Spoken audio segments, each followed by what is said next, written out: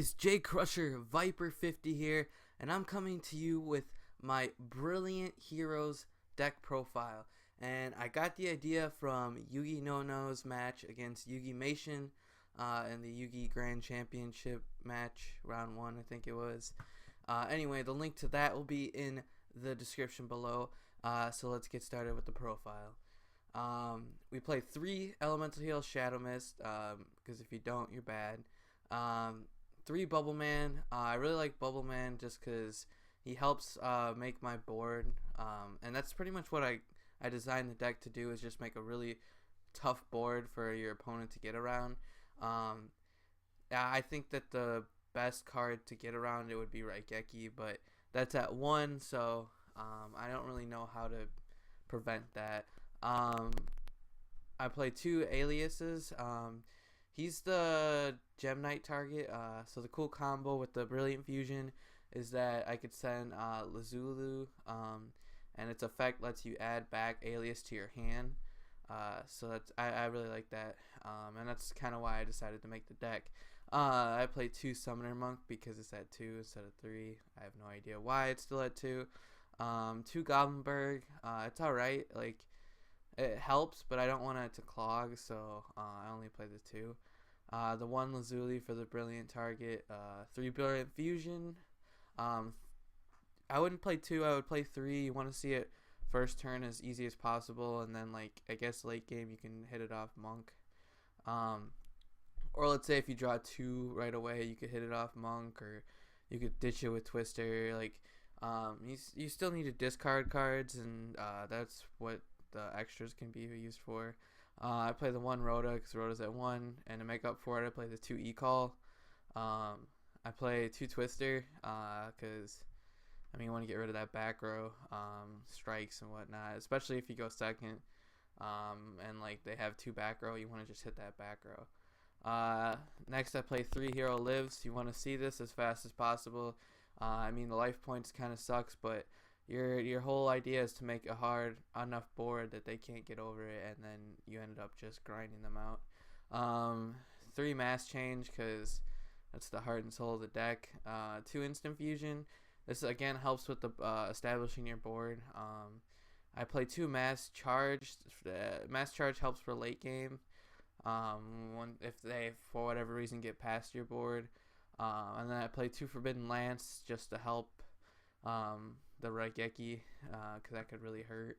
And I mean, it's still good against some stuff, I guess. And then 1 Raigeki, because if you Raigeki them with Dark Glow, that's OP. And I play 3 Stormy Mirror Forces because this is my favorite Mirror Force, just because it's really good against Cosmos. Burning Abyss is pretty good against, pretty much it's good against everything, but except Monarchs it's alright against. It's not like amazing. Like you don't want to use their Stormy Mirror Force on like their the Light Monarch, I can't remember the name, because then it'll just be able to normal on your turn. And then play 1 Strike because I'm poor and I can't afford more. And then my Rafflesia targets are my Time Space, and I play the Traptrix Trap Hole. There's 2 reasons I play this. 1, no one really expects it because they're looking for the Time Space, they're looking for maybe Treacherous, so they don't really expect the Nightmare Trap Hole. So they're trying to get around your board with Time Space in mind. You could just Traptrix Nightmare them. A good example is I think I was playing 1 match. I don't know if I saved the replay or not.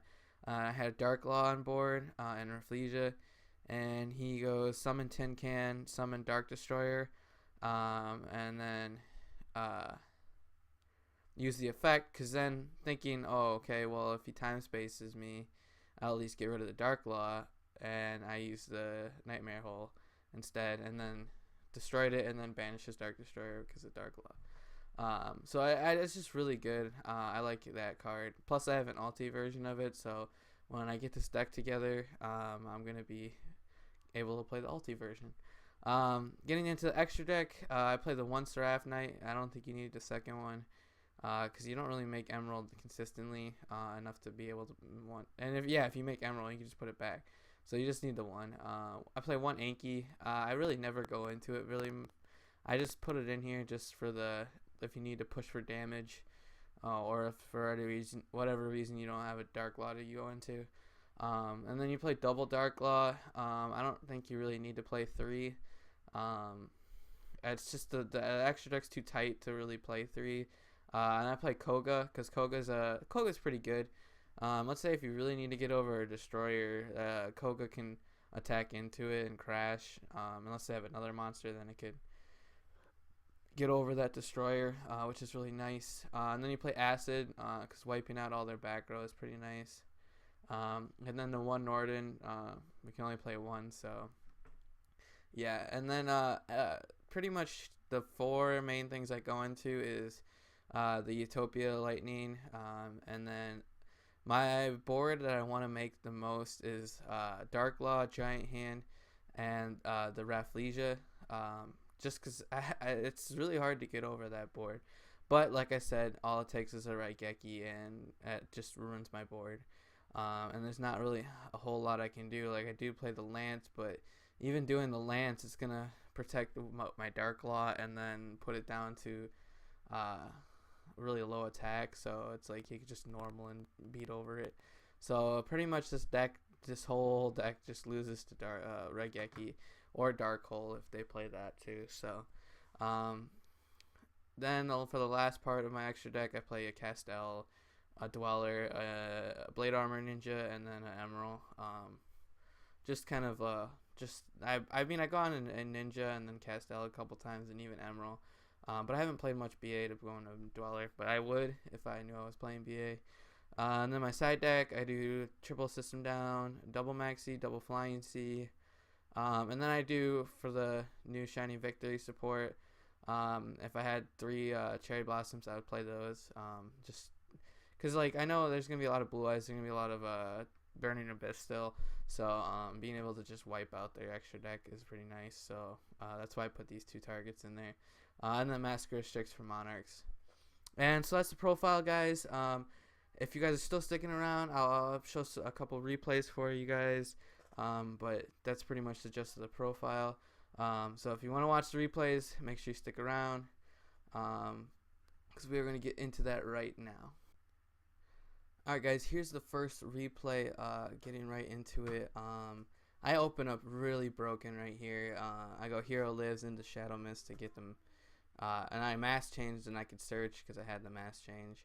I searched the Bubble Man and then summon off the... I was playing Blaze Man in this when I was testing, and I didn't really like him, so I ended up taking it out. But I really liked how this board was. Like, this is what my deck is supposed to do, is make a board with the Rafflesia, the Giant Hand, and the Dark Law.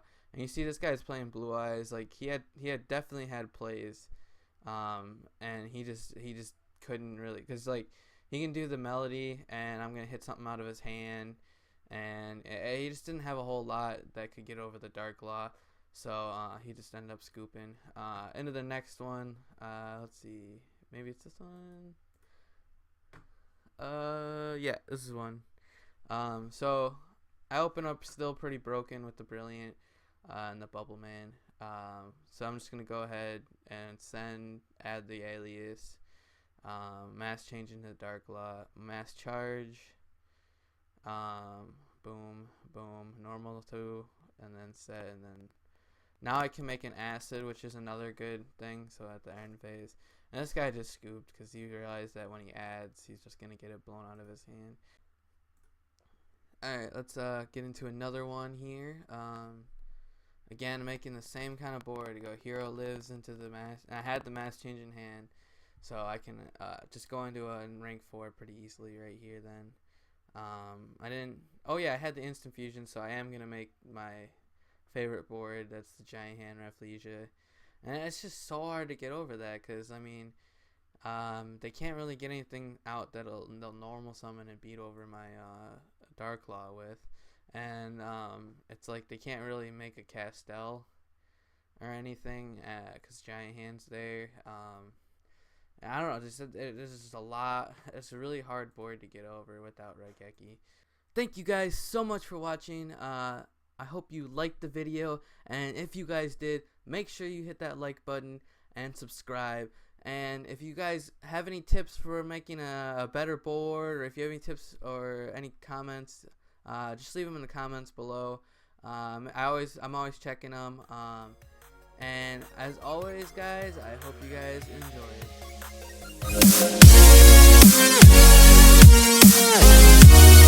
enjoy.